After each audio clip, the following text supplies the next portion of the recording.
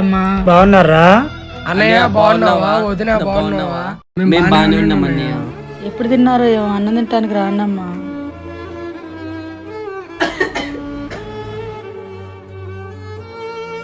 తగ్గిందా అమ్మా?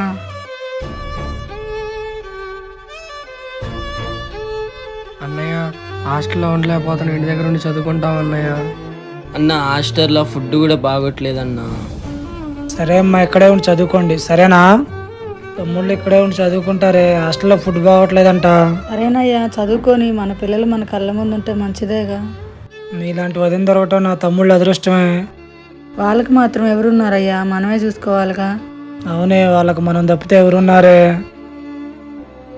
శాంత ఇట్రా ఒకసారి. ఏందండి? అమ్మా, ఈ రోజు మంచి రోజు అంట, తమ్ముళ్ళని కాలేజీ జాయిన్ చేసి వస్తా.